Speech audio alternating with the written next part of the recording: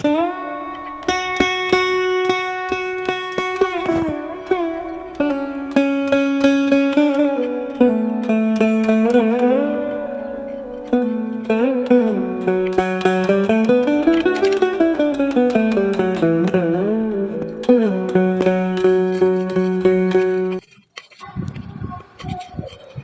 Friends, আমার প্রচেষ্টা চ্যানেলে সবাইকে স্বাগত।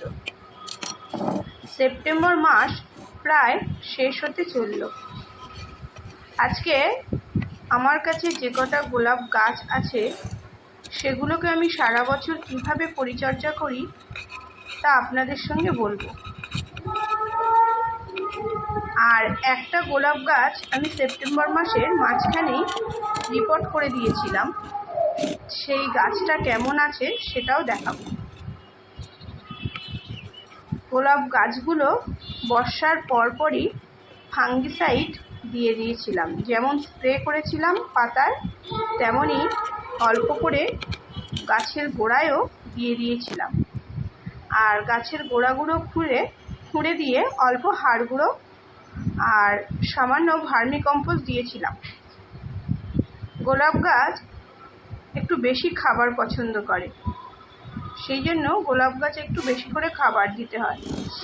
কিন্তু আমি যেহেতু গোলাপের কোনো এক্সপার্ট না, সারা বছর নিজেই গাছ করে করে গোলাপ গাছ সম্পর্কে অভিজ্ঞতা সঞ্চয় করছি, সেই জন্য আমি নিজের গাছে যেগুলো করি সেগুলোই বলছি। এখন এই গোলাপ গাছের যে পাতাগুলো খারাপ আছে সেই পাতাগুলো, হলুদ পাতা বা শুকনো পাতা, সেগুলো ফেলে দেব। গোলাপ গাছের যে কোনো গাছের গোড়া যদি আমরা 15 দিনে একবার একটু খুঁড়ে দিতে পারি তো গাছটা খুব ভালো থাকে। কারণ যখন গাছে জল বা খাবার দেওয়া হয় উপরের মাটিটা ধীরে ধীরে শক্ত হয়ে যায়, সেই জন্য গাছের গোড়াগুলো অবশ্যই খুঁড়ে দিতে হবে। তো এইখানে আমার গোলাপ গাছ যে কটা আছে প্রত্যেকটার গোড়াগুলো আমি সুন্দর করে খুঁড়ে দিয়েছি। এইবার এর খারাপ পাতাগুলো ফেলে দেব। আর করব কি, এতে একটু খাবার দেব। আমার কাছে ভার্মি কম্পোস্ট রয়েছে, সেই ভার্মি কম্পোস্টটি গাছের গোড়াগুলোতে দিয়ে দেবো অল্প অল্প করে। গাছগুলো রিপোর্ট করব, কিন্তু যেহেতু শুনছি আবার বৃষ্টি হবে, তাহলে এক্ষুনি যদি গাছগুলোকে রিপোর্ট করি তো হয়তো ফাঙ্গাস লেগে যেতে পারে। আর একটা জিনিস হচ্ছে, এখন যেহেতু রোদটা যখন উঠছে প্রচণ্ড কড়া রোদ, তো তার ফলে গাছটা এক্ষুনি রিপোর্ট করলে গাছটা মানে স্ট্রেস পেতে পারে, হয়তো মারাও যেতে পারে। সেই জন্য এখন রিপোর্ট করব না, আর কিছুটা দিন গেলে তারপর গাছগুলো রিপোর্ট করব। এইখানে আমার 5খানা গোলাপ গাছ আছে, আর এই যেটা দেখাচ্ছি এই গাছটাকে কিন্তু আমি রিপোর্ট করেছিলাম, কয়েকদিন আগে দেখিয়েছি।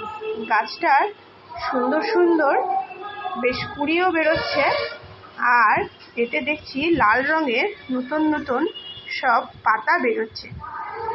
গাছগুলোতে আজকে আমি একটু করে প্রত্যেকটা গাছে বেশ 1 মুঠো করে ভার্মি কম্পোস্ট গাছের গোড়া খুঁড়ে দিয়ে দিলাম।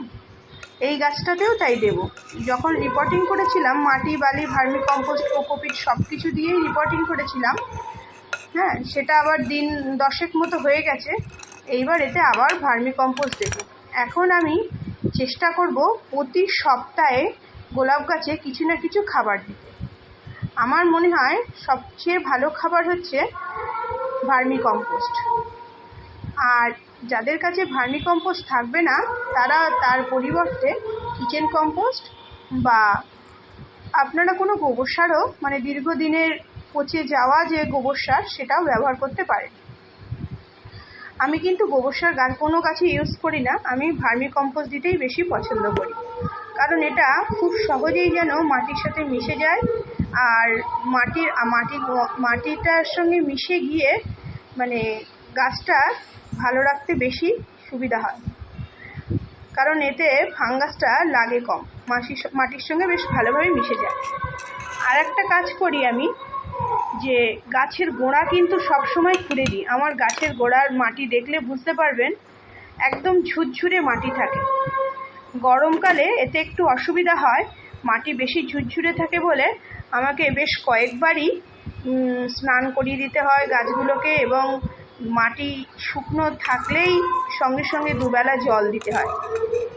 কিন্তু শীতকালটা আমি কি করব, একটু কোকোপিট বেশি দিয়ে মাটিটা তৈরি করব, কারণ এখন ফেব্রুয়ারি পর্যন্ত কোনো অসুবিধা হবে না। তারপর ফেব্রুয়ারি মাস পর্যন্ত যখন বেশ ভালো ফুল দেওয়া হয়ে যায়, তখন কি করি, ওপর থেকে কোকোপিটের মাটির অংশ কিছুটা তুলে নিয়ে একটু বেশি করে, মানে কোকোপিটযুক্ত মাটি খানিকটা তুলে নিয়ে একটু বেশি করে ভার্মিকম্পোস্ট দিয়ে দিই। কেন, ভার্মিকম্পোস্ট থাকলে না মাটিটা বেশ নরম হয়। এটা গরমকালের দিকে করি। এইভাবে কিন্তু করি। সব সিজনে যে একই রকমভাবে মাটি তৈরি করি তা না। আবার বর্ষাকাল যখন থাকে তখন কি করি, ওপর থেকে কিছুটা মাটি খুঁড়ে তুলে নিয়ে একটু বালির সঙ্গে মাটি মিশিয়ে সেই মাটিটা দিই, যাতে মাটিটা তাড়াতাড়ি শুকিয়ে যায়। এইভাবে আমি গোলাপ গাছগুলো করেছি। 1 বছর, কোনোটা 2 বছর, কোনোটা 1 বছর এর বয়স। মোট 4টে কি 5টা গোলাপ গাছ আছে আমার। এবছরেও চেষ্টা করব গোলাপ গাছ করতে। কী কালার কিনবো কয়েকদিন পরেই আমি নার্সারি থেকে আনবো, সেইগুলো আপনাদের সঙ্গে দেখাবো। আর একটা জিনিস, গোলাপ গাছে যে ডাই ব্যাগগুলো হচ্ছে, আমি কিন্তু একটাও এখন খুব একটা কাটছি না। মানে শুধুমাত্র ওপরের যে অংশটা আছে ডাই ব্যাগের, যে কালো অংশটা, সেইটাই কেটে দিচ্ছি। কিন্তু বেশি করে গোলাপ গাছ আর কি প্রুনিং করছি না, কারণ এই গাছগুলো যখন আমি রিপোর্ট করব তখনই আমি গোলাপ গাছগুলোকে সুন্দর করে বেশ সফট প্রুনিং করে দেব এবং বেশি পরিমাণে খাবার দেব। এইভাবে সাধারণভাবেই আমি গোলাপ করি। আর আগামী দিনে দেখতে পাবেন গোলাপ গাছগুলো কিভাবে কুঁড়িতে ভরে থাকবে। আসলে আমি তো গোলাপ গাছের অত এক্সপার্ট না, সাধারণভাবে বাড়িতে যে সমস্ত খাবার থাকে সেইভাবেই গোলাপ গাছগুলো করতে বেশি পছন্দ করি।